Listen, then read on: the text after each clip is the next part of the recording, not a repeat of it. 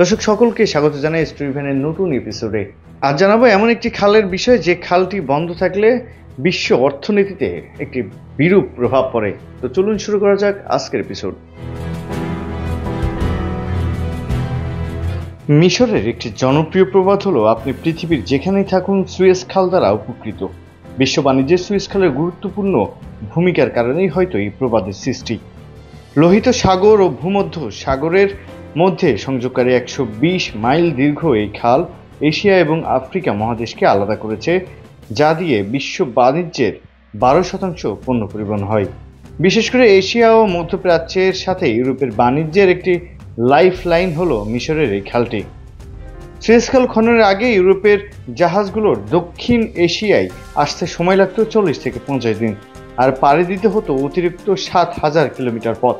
কিন্তু সুয়েজ খাল ব্যবহার করে জাহাজগুলো মাত্র 20 দিনে দক্ষিণ এশিয়ায় পৌঁছাতে পারছে। সময় ও জ্বালানি বেঁচে যাওয়ায় বিশ্বজুড়ে বাণিজ্যিক পণ্যের উৎপাদন ও বাজারজাতকরণের খরচ কমেছে অনেকাংশে।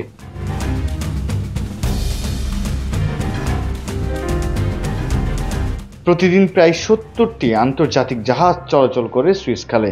এতে পণ্য পরিবহন করা হয় 3 থেকে 5 মিলিয়ন টন।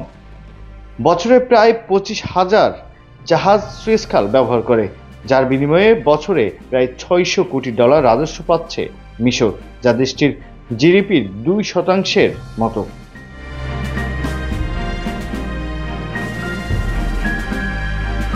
খ্রিস্টপূর্ব 1897 থেকে 1839 সালের মধ্যবর্তী সময়ে এই খাল খননের কাজ শুরু করেন ফারাও সম্রাট দ্বিতীয় নিকো।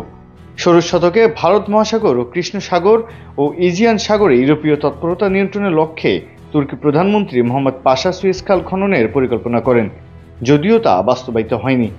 1854 সালে ফরাসি প্রকৌশলী ফার্দিনান্দ ডি লেসেপ মিশর ও সুদানের শাসক সাইদ পাশাকে সুয়েজ খাল খননের জন্য একটি আন্তর্জাতিক কোম্পানি গঠনের প্রস্তাব দেন। সাইদ পাশা তাতে সম্মত হন এবং ইন্টারন্যাশনাল মেরিটাইম সুয়েজ ক্যানেল কোম্পানি নামের একটি কোম্পানি গঠন করা হয়। তার অধীনে 1859 সালে খনন কাজ শুরু হয়।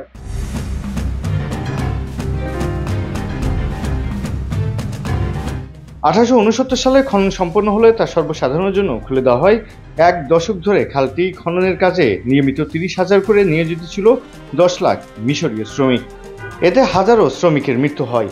নির্মাণ সামগ্রী পরিবহন করা হতো উট ও খচ্চরের পিঠে চাপিয়ে।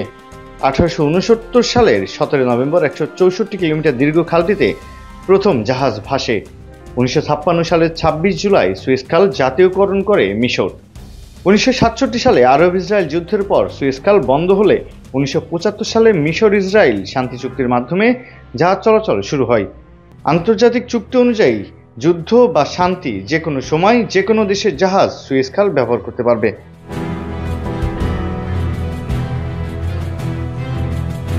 সুয়েজ খালের ওয়েবসাইটে দেওয়া তথ্য মতে 1869 থেকে 2015 সাল পর্যন্ত খালটি মোট 9 বার সংস্কার করা হয়। বর্তমান সুয়েজ খালের দৈর্ঘ্য 193.3 কিলোমিটার, সর্বোচ্চ গভীরতা 24 মিটার এবং প্রস্থ সর্বোচ্চ 225 মিটার। জাতির সর্বোচ্চ 2,40,000 টন ধারণ ক্ষমতার জাহাজ চলাচল করতে পারে। সুয়েজ খালের উত্তর মুখে ভূমধ্য সাগরের তীরে পোর্ট সৈয়দ এবং দক্ষিণ মুখে লোহিত সাগরের তীরে পোর্ট তৌফিক রয়েছে। খালটি 1 লেনে জাহাজ চলাচল করতে পারে। এছাড়াও বাল্লা বাইপাস ও গ্রেট বিটার হ্রদ নামে 2টি পাসিং পয়েন্ট রয়েছে।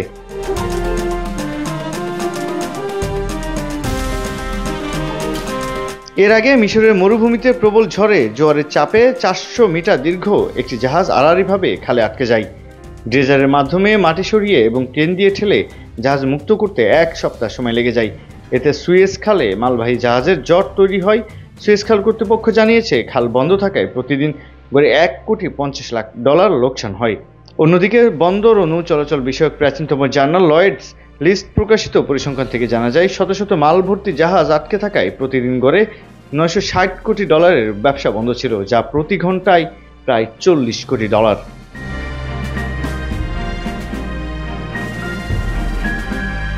তো বন্ধুরা, এই ছিল আমাদের আজকের এপিসোডে। কেমন লাগলো জানাবেন আমাদের কমেন্ট বক্সে। আবারও দেখা হবে নতুন এপিসোডে। ততক্ষণ ভালো থাকুন, এই কামনা।